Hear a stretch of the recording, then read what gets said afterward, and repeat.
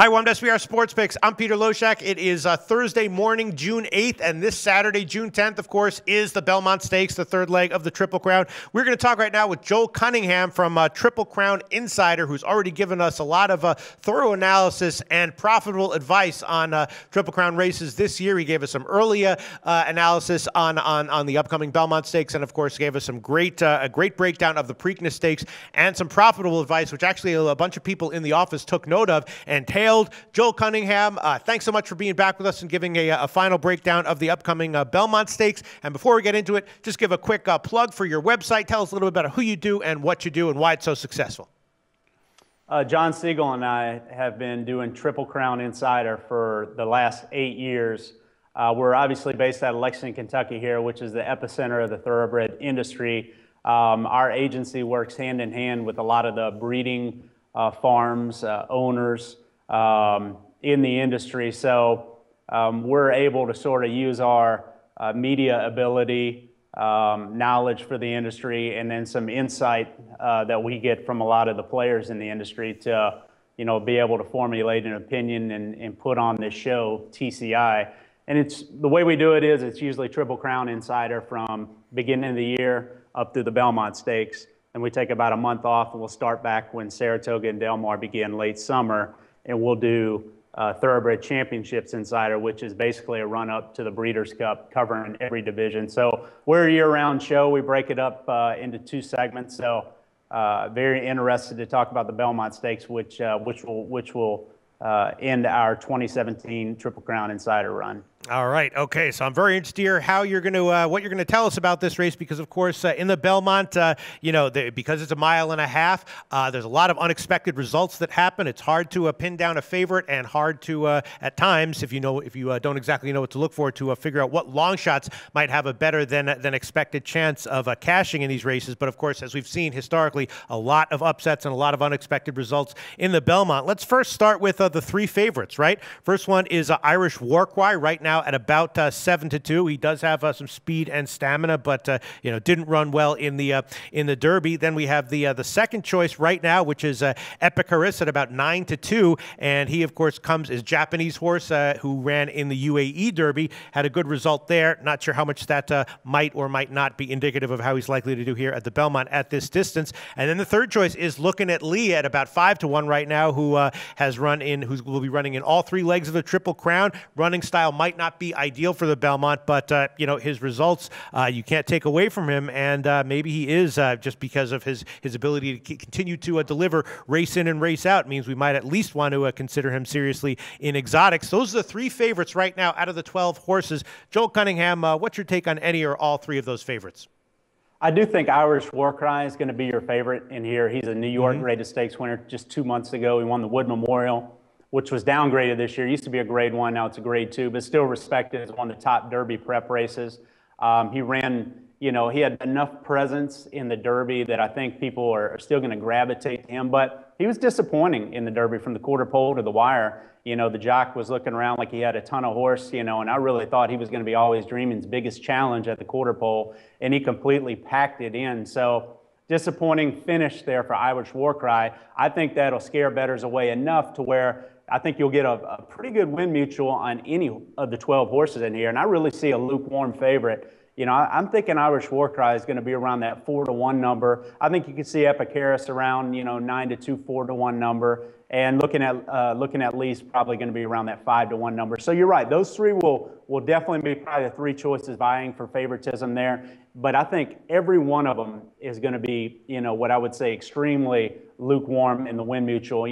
Classic Empire, obviously, well-documented defection from this race. He was going to be even money, and there was going to be a sizable gap from him to the second choice. Well, now it leaves it wide open in here. Really, there's only one grade 1 winner in this race, and that's Gormley, who may be your 4th choice in here, in my opinion, maybe 3rd choice. Just depends on how bettors will evaluate him as compared to looking at Lee. So a wide open betting race now heading into the Belmont. Yeah, I don't know. Gormley is, he ran in the Derby, ran 9th there, and he's a good horse, but he's coming, east from California, and endurance. When I look at Gormley, I'm thinking, his speed figures have declined in each race since he won the Grade 3, the Sham Stakes at Santa Anita. So I'm kind of throwing Gormley out, although maybe I'm totally wrong for doing that. There's a bunch of other horses that are interesting. Of course, Patch's Sire is a Belmont winner. Patch's Sire is Union Rags, who of course won the Belmont in 2012, and then Twisted Tom is another horse that has some Triple Crown winners in his family. So taking a look at the long shots in this race, which of the long shots do you think might have ultimately some betting value here?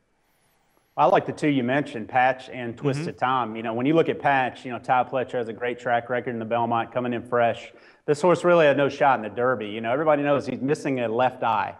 So he broke from the 20 hole in the Derby with really no ability to see inside of him at all. So just the fact that he could even navigate a trip with that sort of disadvantage was always put Patch up against it in that race, in my opinion. And look, the Derby's of a crapshoot. I always like to say the Derby is the luck race, the Preakness is the true race, and the Belmont is the pedigree race.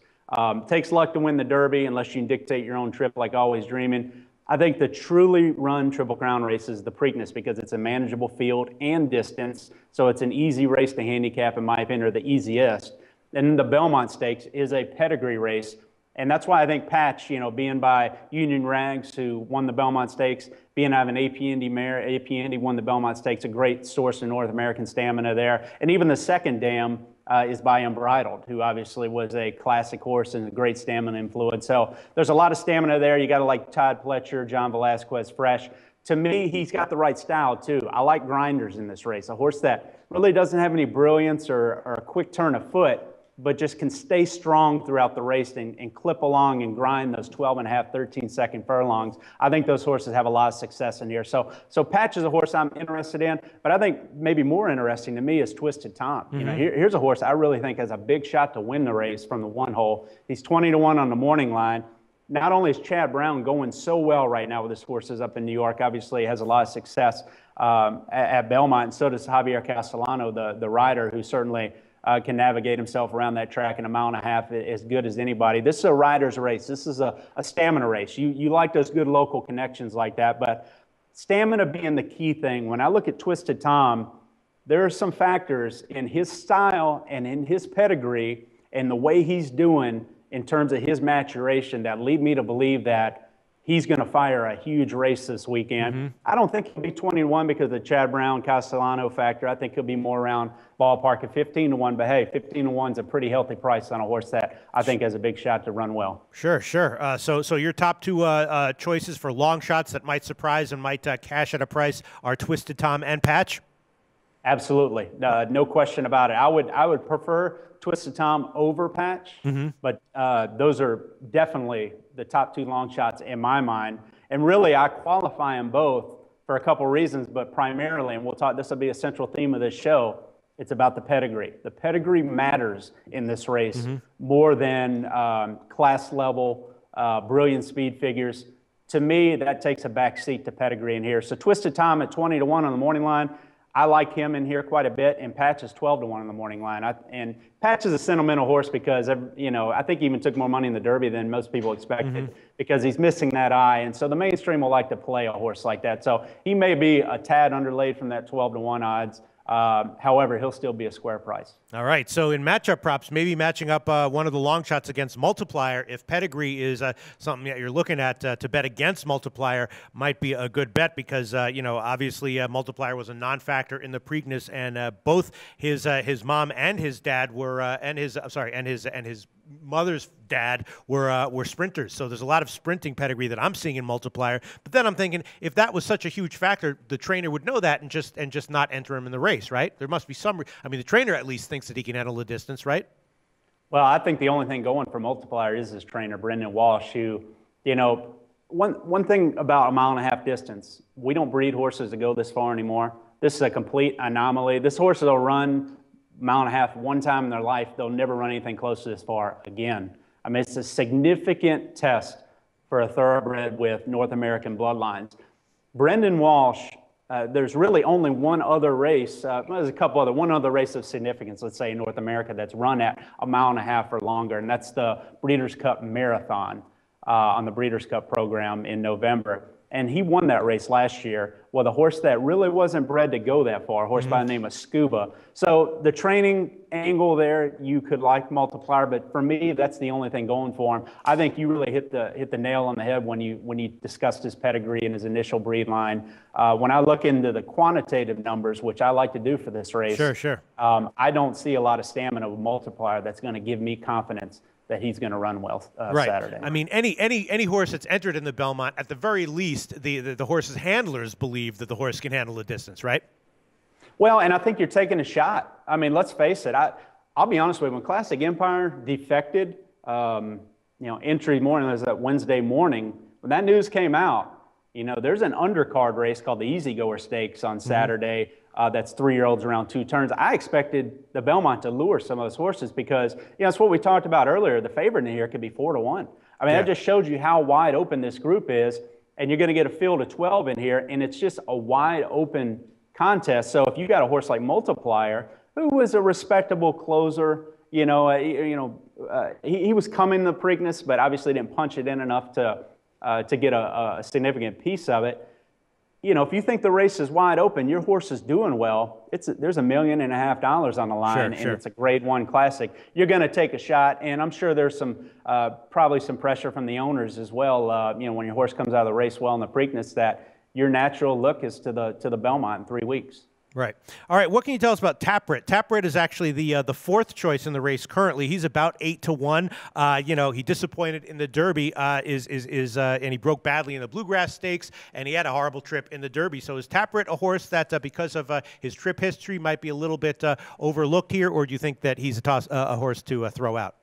Tapit is a horse in the industry we would call a baby Huey, which he's a big, beautiful, physically mature, mentally immature horse. That's the way he's been all winter. I mean, he was a sale topper as a yearling. They paid 7 figures for him, the ownership group.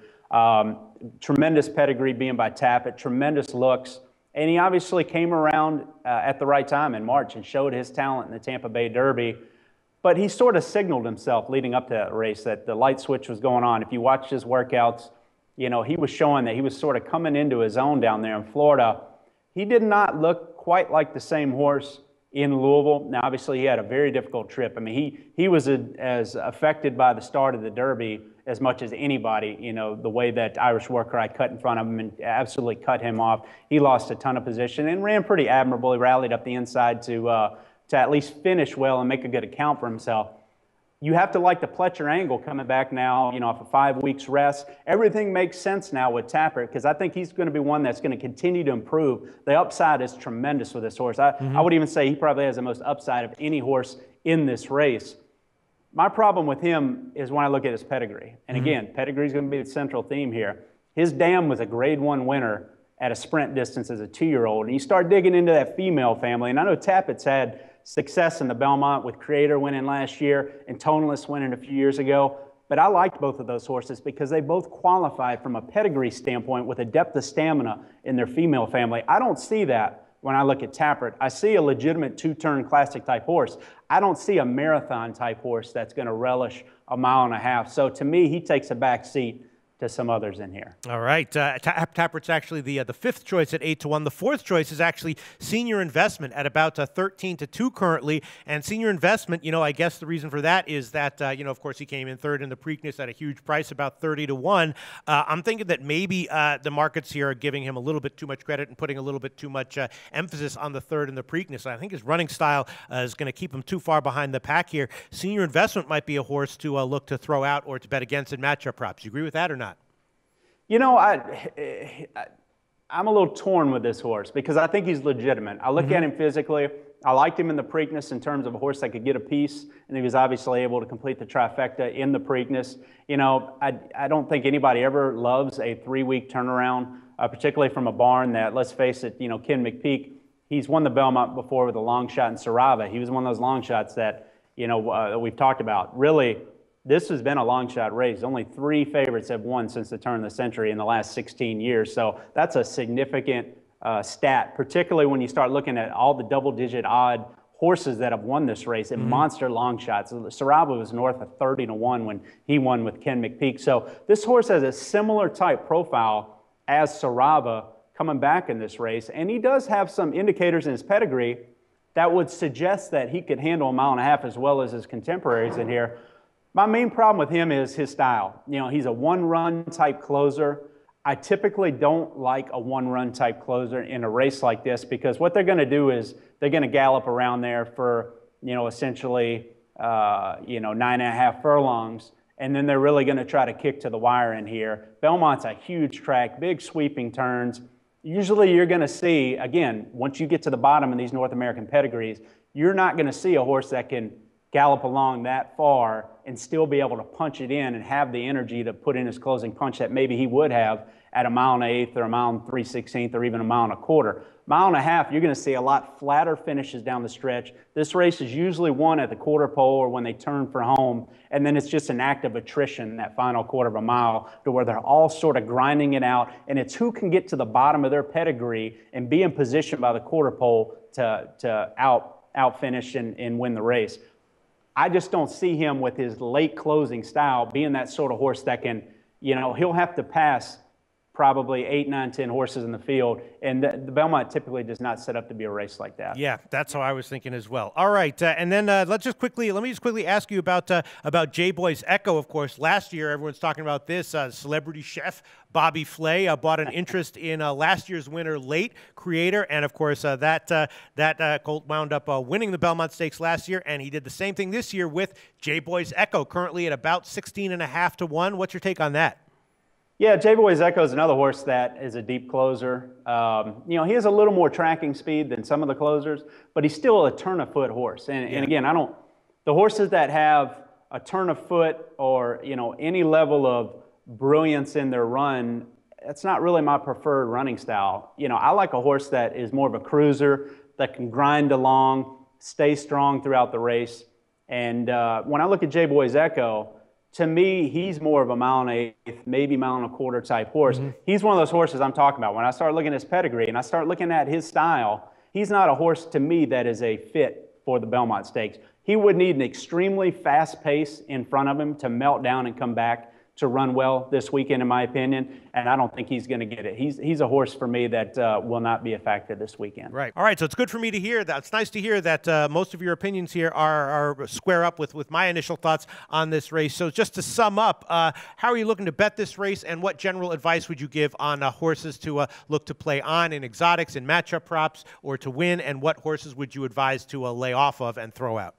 When I look at, again, this race, it starts with the pedigree for me. I really think that's the equalizer in here. Not so much the class or the brilliance and the speed figures coming in. I really think the Belmont's a pedigree race. These horses, again, aren't bred to go a mile and a half. They'll never go a mile and a half again in their lives. So when I start qualifying them, I look at a couple of quantitative factors because you can't look at past performances because they've never run this far. So I start digging deep into their pedigree and trying to find stamina influence, looking at their style. Do they look like the type of horse that is going to be a true mile and a half type horse based on style and pedigree? And I really sort of formulate a list and qualifying based on that. 2 quantitative methods I look at that are industry methods are the dosage index and the Tomlinson.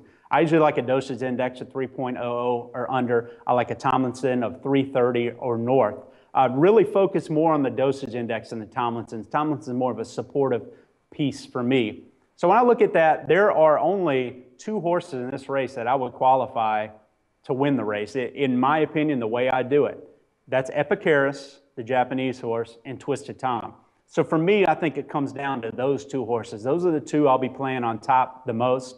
And our system is graded out pretty well. Last year we had 3 horses that we qualified on top. One was Brody's Cause, who he ran poorly, but he never ran again. He may have gotten injured in the race.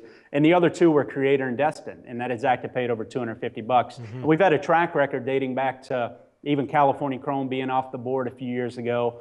We like Toneless in there. We like Commissioner. We picked Commissioner. I think he was 25-1, and we had Toneless second. He wound up winning the race, and obviously that paid boxcar numbers too. So we sort of had a track record with this race, sticking to our pedigree theme and theories here.